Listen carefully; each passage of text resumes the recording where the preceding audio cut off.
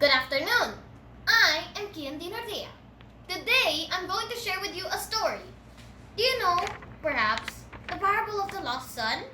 If not, then maybe the prodigal son will ring a bell. So, here goes. There once was a man with two sons. And one crazy day, the young one asked his dad to give him his share of the property. He's supposed to get it when his dad was gone, or to put it more bluntly, dead. Heartbroken as his dad was, he gave in to his wayward son's wish. Not a moment passed when he got his hands on his loot. The wayward son left to a distant country and there spent all he has doing what he wants. And spending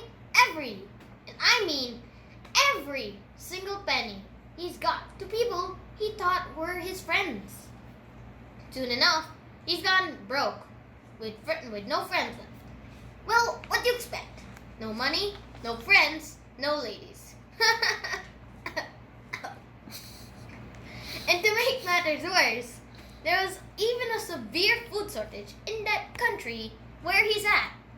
Much as he loathed to work, he has no choice because he needs to support himself. And do you know what his work was? Feeding pigs. Well, most of you lots can relate to this, but those of us in the younger generation cannot. Because there's no such thing as a live pig in this part of the world. Okay. I don't even remember even seeing one in the Philippines. Maybe I should put this in my bucket list. Well, back to the story. So dire was his situation that he even thought of having dinner with the pigs. Sorry, just try to find it funny, okay? Soon after, he realized how many of his dad's assistants have extra food. And here I am, starving. I'll go back to my dad and say to him, Dad, I have sinned against heaven and against you. I am no longer worthy to be called your son. Can you please accept me like one of your hired assistants? For he thought that way is far better than his current situation is. So he took off, got on his way back to his father to ask for forgiveness and be hired as a servant, or should I say an assistant. But while he was still a long way off, his dad saw him and was filled with compassion for him. He ran to his son, hugged him, and kissed him. The wayward son said to him, Dad, I've sinned against heaven and against you. I am no longer worthy to be called your son. But his dad cut him off and said to his assistants, Quick! Bring the best robe and put it on him. Put a ring on his finger and sandals on his feet. Bring the fattened calf and kill it. Let's have a celebration and celebrate.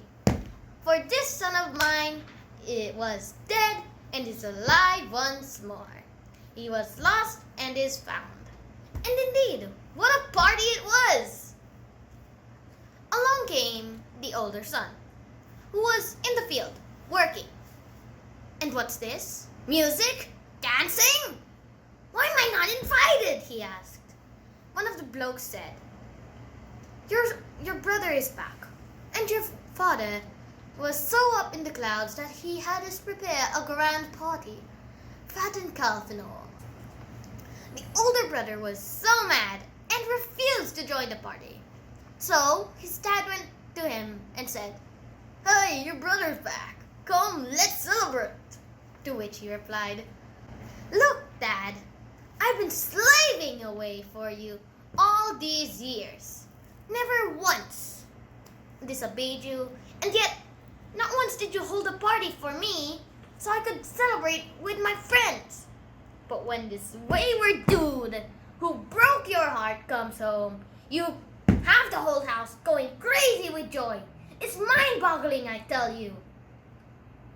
The dad said, My son, you are always with me, and everything I own is yours. You can do whatever you want with it. But this brother of yours, we must be glad because he was dead and is alive again. He was lost and is found. With that said, I have a question for you. Who do you think does the title refer to as the lost son? Is it A, the dad, B, the wayward younger son, C, the green-eyed older son, or is it D, none of the above? The answer is D, none of the above. Why, you might ask?